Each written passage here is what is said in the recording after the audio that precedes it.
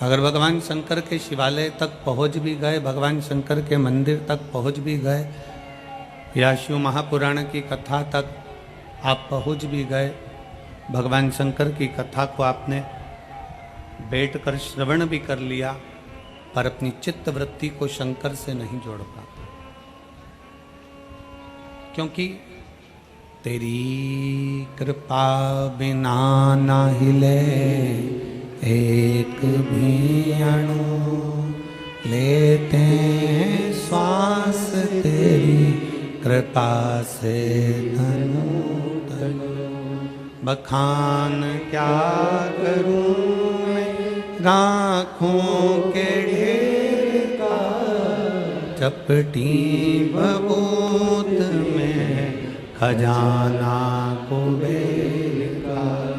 हे गंगाधार मुक्ति द्वार ओंकार तू, भोले ओंकार तू, आयो शरण तेरा शंभु तार तार। एक गुरु, एक संत गुरु और मिस्त्री एक बराबर के होते हैं। जो मिस्त्री का काम है वही गुरु का काम है,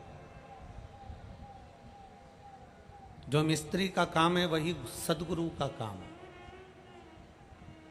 जो मिस्त्री का काम है वही गुरु करता है। मिस्त्री का काम क्या है?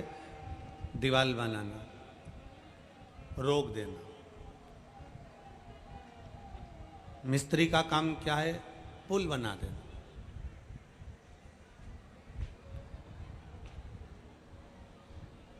मिस्त्री का काम है दीवार बनाना, मिस्त्री का काम है पुल बनाना, मिस्त्री का काम है छत बना देना। जैसा मिस्त्री होता है वैसा ही एक संत, एक गुरु होता है। मिस्त्री दीवार बनाता है रोकने के लिए, उसी तरह गुरु भी एक मर्यादा की दीवार बना देता है कि इसके पार आपको नहीं जाना। गुरु भी एक दीवार बना देता है कि इसके आगे आपको नहीं जाना है, ये दीवार तक आप रहो, मर्यादा में रहो, अपने अहंकार को दूर कर कर, आसक्ति को दूर कर कर, तृष्णा को दूर कर कर, लोभ को दूर कर कर, वासना को दूर कर कर, इस मर्यादा में बंधना है हमें।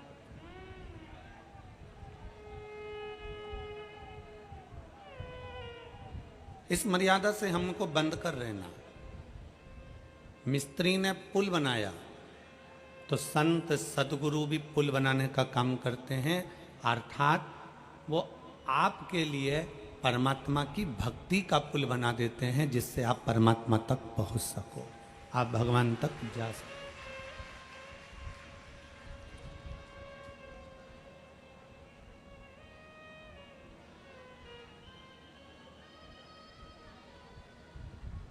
कल एक महिला ने एक पत्र लिखा,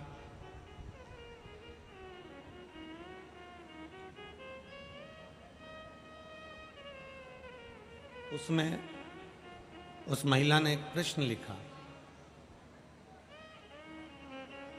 मैनपुरी की कोई माता है, कौशल्याबाई कर कर, अब वो पत्र तो हम ढूंढेंगे, टाइम लगेगा। उन्होंने एक पत्र में एक बात लिखी।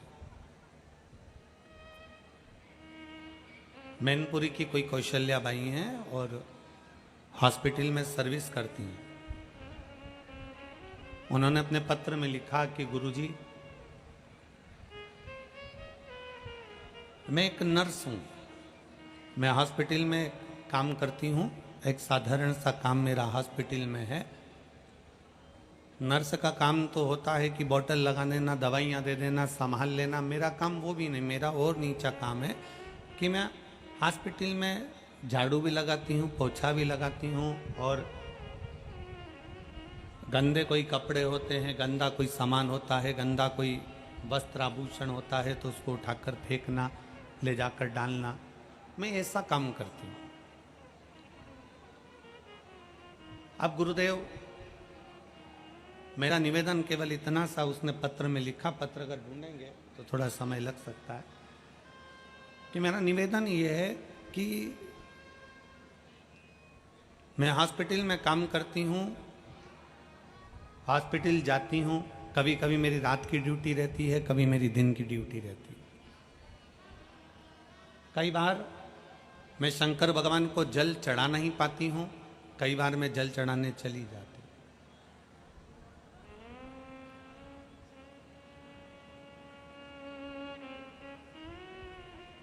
पंद्रह दिन अगर मैंने जल चढ़ाया और 15 दिन अगर मान लो मेरी ड्यूटी में मैं लगी रही, काम में लगी रही और नहीं जा पाई, तो क्या मेरा जल शिव 1 महीने का स्वीकार करेंगे?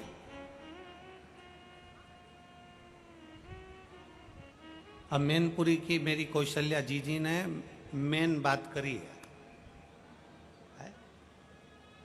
मान लो मैंने 15 दिन जल चढ़ाया देवाधिदेव महादेव को और 15 दिन जल नहीं चढ़ा पाई,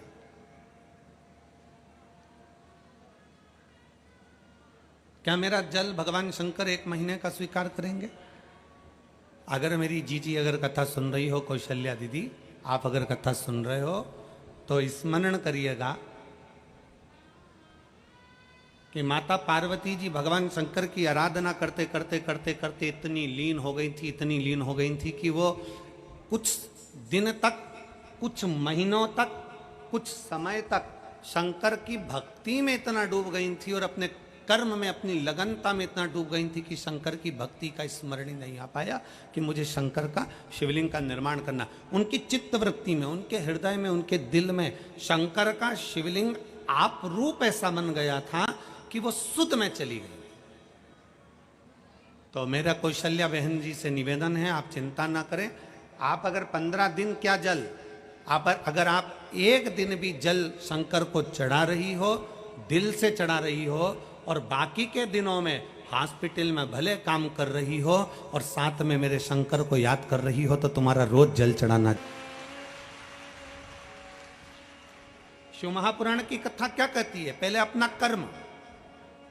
शिव महापुराण की कथा क्या कहती है? शिव महापुराण में कहीं नहीं लिखा कि तुम मंदिर में जाकर बैठ जाना, कि तुम तीर्थ में जाकर बैठ जाना, कि तुम कहीं अपना घर छोड़कर बैठ जाना, कि परिवार छोड़कर बैठ जाना, कि नाते रिश्ते छोड़कर बैठ जाना। और कोई महाराज तुम्हारे फिरोजाबाद में आकर कहे कि तुम संत बन जाओ, कह देना वो सीहोर वाला महाराज ने मना करा। कोई तुमसे कह दे कि तुम सन्यासी बन जाओ, कह देना वो सीहोर वाले महाराज ने मना करा।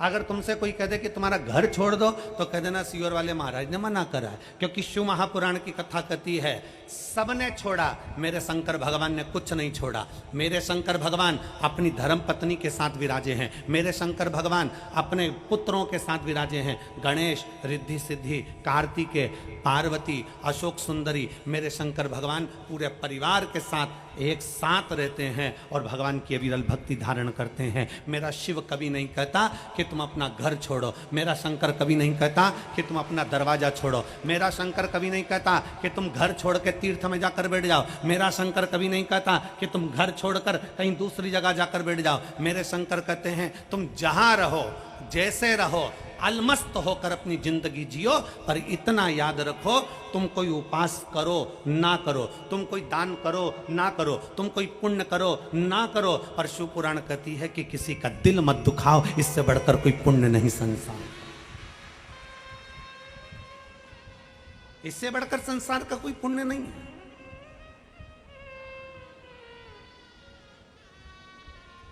अरे मत बुरे कर्म कर बंदे, वरना पछताएगा, भगवान की आंखों से तू बच नहीं पाएगा, तू बच नहीं पाएगा। अरे ओ अज्ञानी मत करना दानी, अरे ओ अज्ञानी मत करना दानी, तेरे कर्म का फल भी तू ही पाएगा, जैसा किया तूने तेरे आगे आएगा। मत बुरे कर्म कर बंदे, वरना पछताएगा, भगवान की आंखों से तू बच नहीं पाएगा, तू बच नहीं। एक मिस्त्री एक गुरु, दोनों का काम एक जैसा, दोनों का काम एक जैसा। मिस्त्री दीवार बनाता है, गुरु भी मर्यादा की दीवार बनाता है। मिस्त्री पुल बनाता है, गुरु भी भक्ति का पुल बनाता है, जिस पुल पर चढ़ाकर भगवान के दरवाजे तक पहुंचाने का प्रयास करता है। दोनों से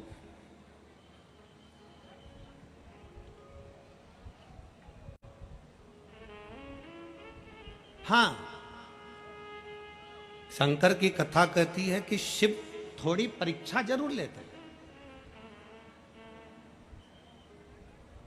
ऐसा नहीं कि शिव परीक्षा नहीं लेते, परीक्षा लेते हैं।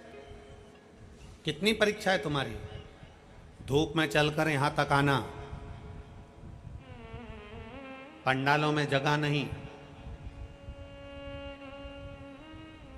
धूप में बैठे हो,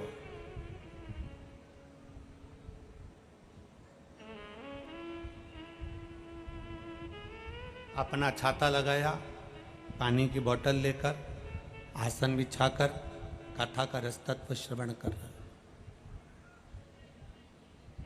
जितने ये 3 पंडाल के अंदर लोग बैठे हैं, भक्त बैठे हैं, 3 पंडाल के अंदर जितने भक्त बैठे हैं उससे दुगने भक्त इस पंडाल के चारों तरफ खड़े हैं और बैठे हुए हैं धूप के में।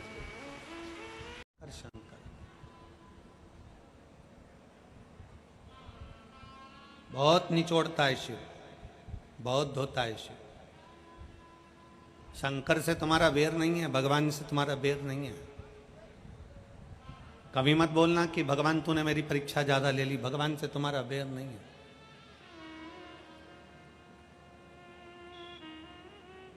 जहां रहते हो वहां तुम्हारे मोहल्ले में, तुम्हारे नगर में, तुम्हारे गांव में, तुम्हारे आसपास में धोबी रहता है, कपड़े धोने वाला कोई व्यक्ति रहता है। धोबी क्या करता है?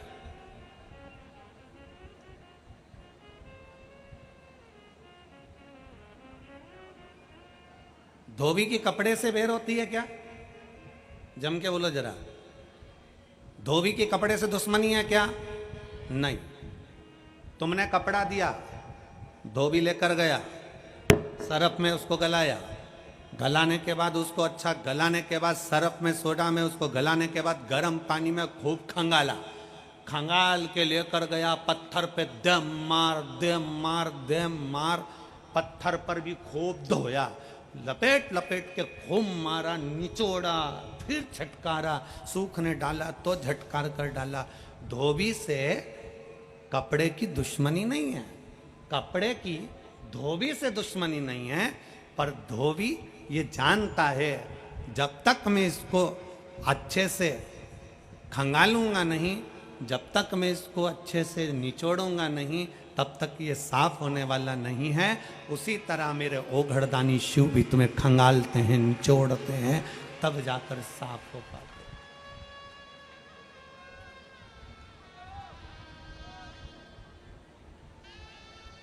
शंभु है वो, शंकर है वो, ओघड़ी है वो।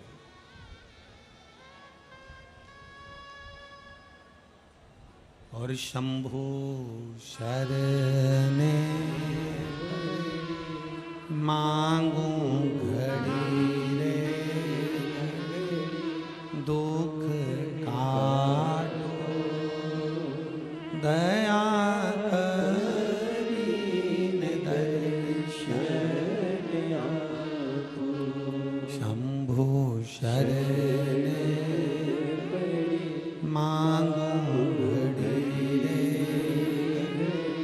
दुख काटो दया करीन दर्शन।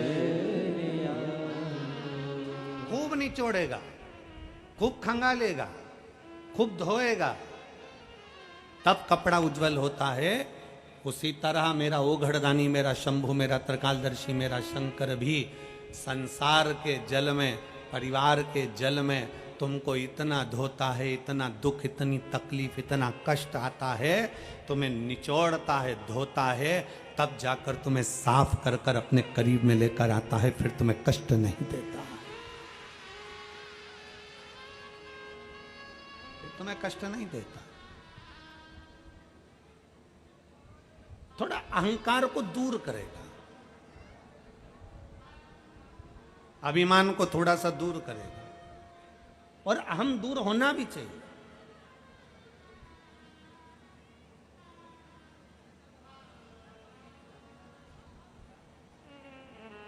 अहंकार थोड़ा सा दूर होना भी चाहिए। एक बार श्री हनुमान जी महाराज और भगवान शंकर के प्रियगण नंदी दोनों मिल गए, दोनों मिल गए।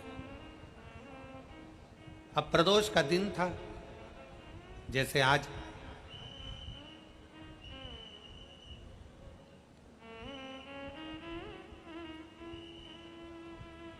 प्रदोष का दिन था,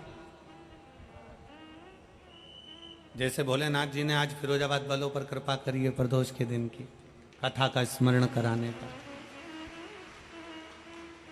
अब प्रदोष का दिन बाबा भोलेनाथ जी आवाज लगा रहे नंदी को, नंदी आ नहीं रहा। फिर आवाज लगाई बाबा भोलेनाथ जी ने, शंकर भगवान ने फिर बुलाया, नंदी नहीं आया।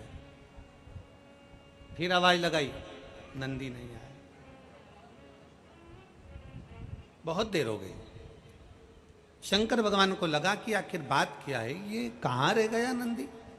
इसको मालूम है कि मैं प्रदोष के दिन, प्रदोष काल में भ्रमण के लिए जाता हूँ, घूमने के लिए जाता हूँ। 33 कोटि देवताओं में केवल एक देवाधिदेव महादेव ऐसे हैं जो अपनी धर्म पत्नी को प्रतिदिन शाम के समय, प्रदोष काल में शाम के समय लेकर भ्रमण पर जाते हैं। केवल एक शिव।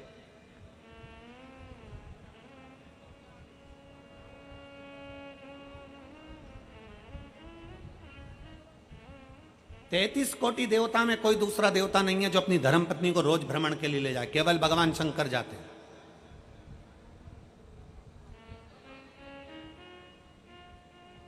लक्ष्मी जी को नारायण जी नहीं ले जाते ज्यादा भ्रमण पर, ब्रह्माणी को ब्रह्मा नहीं ले जाते, इंद्राणी को इंद्र नहीं ले जाते।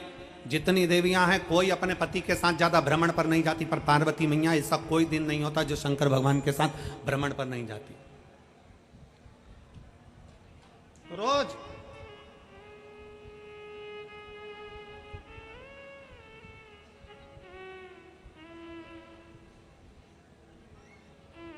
आप में से कितनी माताएं, आप में से कितने जीजा हैं मेरे जो कहीं जाते हैं और रोज घूमने के लिए? कोई जाता है? अरे जम के तो बोलो जरा। नहीं जाता। शिव पार्वती जाते, शंकर पार्वती भ्रमण पर जाते, आप और हम नहीं जा पाते। भगवान विष्णु के मस्तक पर थोड़ी चिंता रहती है संसार सागर की, ब्रह्मा जी के मस्तक पर चिंता रहती है संसार सागर की, इंद्र के मस्तक पर चिंता रहती है संसार सागर की, तो भ्रमण पर नहीं जा सकते। आपसे अगर कोई कह दे कि चलो, पति कह दे पत्नी से, चल मैं तुझे आज घुमा कर लेकर आता हूँ, 15 दिन अपन यहाँ चलते हैं, वहाँ से आएंगे, फिर अपन दूसरी जगह चले जाएंगे, फिर वहाँ से आएंगे, फिर वहाँ चले जाएंगे, फिर वहाँ से आएंगे, फिर वहाँ चले जाएंगे। इतने में पत्नी बोलेगी ये घर का काम तुम्हारा काका जी करेगा। चिंता है कि नहीं?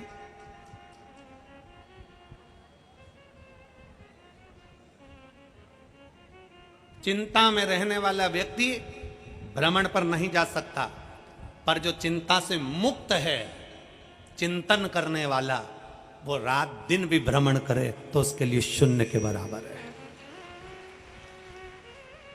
सबके पास में, सारे 33 कोटि देवताओं के पास में चिंता है, पर शंकर के पास में, भगवान ओघड़दानी के पास में, मेरे शंभू के पास में, मेरे शंकर भगवान के पास कोई चिंता नहीं।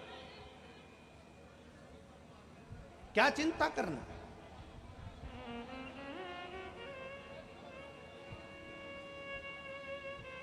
चिंता से मुक्त है।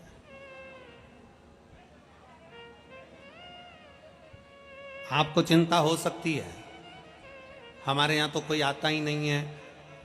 आपको चिंता हो सकती है, हमारे रिश्तेदार सबके यहाँ जाते हैं, हमारे यहाँ नहीं आते, हमारी मौसी उनके यहाँ गई पर हमारे यहाँ नहीं आई, हमारे रिश्तेदार वहाँ पहुँच गए पर हमारे यहाँ नहीं आए। शंकर भगवान को चिंता नहीं है। एक बार माता पार्वती जी ने शिव जी से कहा कि आप और हम शमशान में रहते हैं, शमशान में हमारा निवास है, हम शमशान में रह रहे हैं, और कौन हमारे यहाँ आएगा, हमारे यहाँ कौन मिलने आएगा। इतने में शंकर भगवान ने कहा पार्वती, ना हमको किसी से मिलने जाना है, ना हमको कहीं पहुंचना है, और कोई मिलने आए ना आए, हम शमशान में रहते हैं। एक ना एक दिन अगर नहीं भी आएगा तो लोग उसको अच्छी जोर से बांध के खींच के और लेकर आ जाएंगे। तो चिंता मत कर, तू फुल एंजॉय में अपनी जिंदगी जी, काय का टेंशन।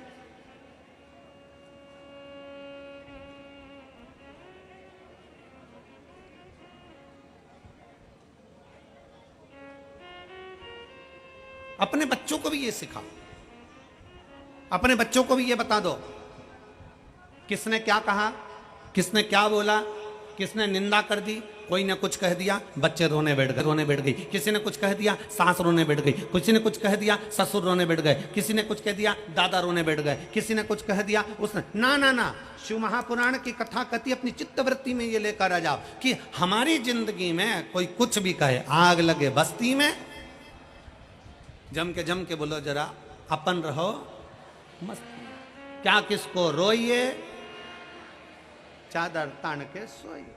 क्यों रोना, क्यों अपनी वृत्ति में उतारना। एक कथा आती है, अर्जुन ने एक स्वप्न देख लिया। महाभारत का एक बड़ा सुंदर चरित्र। अर्जुन ने एक स्वप्न देखा। अर्जुन ने स्वप्न में देखा कि एक गाय बछड़े को प्रेम कर रही है। अर्जुन ने स्वप्न में देखा कि गाय बछड़े को प्रेम कर रही है।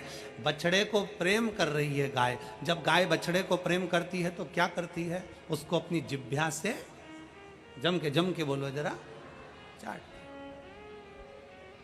अर्जुन ने स्वप्न में देखा कि गाय अपने बछड़े से प्रेम कर रही है। प्रेम कर रही है गाय तो अपने बछड़े को चाट रही है, चाट रही है, चाट रही है, चाट रही है। और अर्जुन ने देखा चाटते चाटते वो गाय उसकी पूरी चमड़ी को चाट गई। चाटते चाटते गाय उसके पूरे मांस को चाट गई।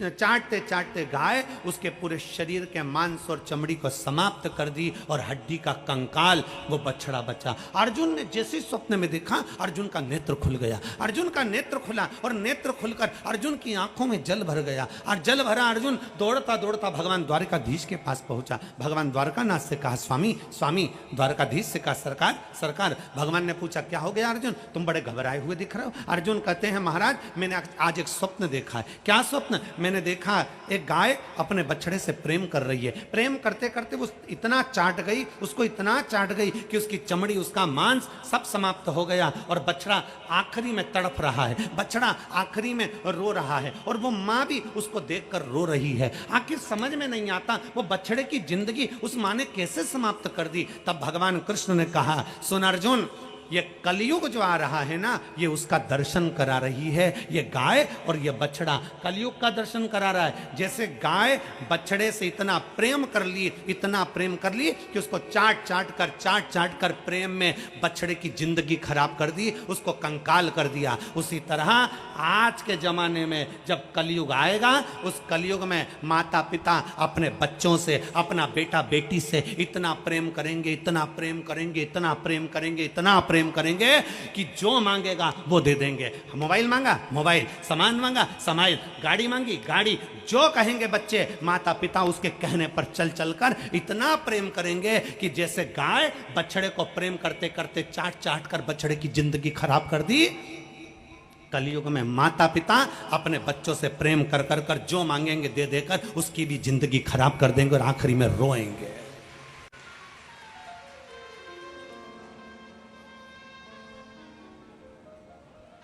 बेटे ने कहा, ये ला कर दो। हाँ मम्मी, पापा ने कह दिया, भाभी तेरा बर्थडे आन दे, ला दूंगा। बेटी ने कहा, पापा मुझे ऐसा, अभी 15 दिन में ला दूंगा। अभी ऐसा, अपने यहाँ कोई कमी है क्या? अभी ऐसा।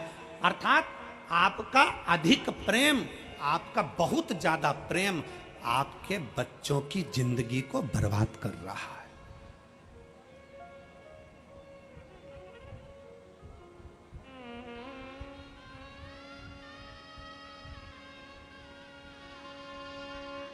जरा जरा से बच्चे मोबाइल के चक्कर में ऐसे पड़े हुए हैं जब तक वो मोबाइल नहीं देखते तब तक उनके मुंह में एक रोटी का टुकड़ा नहीं जाता। जब तक वो मोबाइल नहीं देखते तब तक वो दूध की बोतल उसके मुख में नहीं जाती। क्या कर रहे हो? क्या आप भी उस गाय की तरह हो जो अपने बछड़े को चाट चाट कर उसका कंकाल कर देती है? उसी तरह कलिकाल में आज का व्यक्ति भी ऐसा ही है। बच्चों से इतना प्रेम, क्या पहले के समय में प्रेम नहीं होता था? क्या पहले के समय में माँ बाप प्रेम नहीं करते थे? क्या पहले के समय में मां प्रेम नहीं करती थी? क्या पहले के समय में माता की करुणा नहीं होती थी? कितना प्रेम, कितना प्रेम। पहले के समय में मां के बराबर कोई प्यार दे नहीं सकता। मां के बराबर प्यार कहाँ होता है? वो कहा किसी ने, मां के बराबर प्यार कहाँ होता है? मां तो मां होती है। 50 मांगो 100 देती है, 1 रोटी मांगो 2 देती है। इधर आ, नहीं मारूंगी, पास बुलाकर कूट देती है। मां तो मां होती है। पहले का प्रेम है, पहले की वात्सल्यता है, पहले की करुणता है।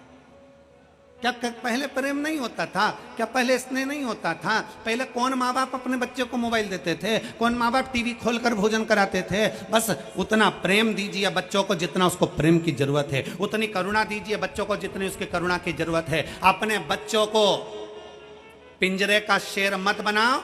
अगर पिंजरे का शेर बनाओगे, आप लोगों ने सुना होगा कि पहले सर्कस में बहुत सारे शेर आते थे। बोलो, आते थे कि नहीं आते थे? हमने भी सर्कस में शेर देखे हैं। आपने देखे कि नहीं देखे? अरे बोलो तो जम के। देखे हैं ना? पहले सर्कस में शेर आते थे, पर वन विभाग ने, सरकार ने रोक लगा दी। सरकार ने रोक लगाई कि पिंजरे में शेर नहीं होगा। सारे सर्कस के शेरों को ले जाकर जंगल में छोड़ा गया। उनके गले में एक एक कैमरा डाला गया, उनके गले में एक एक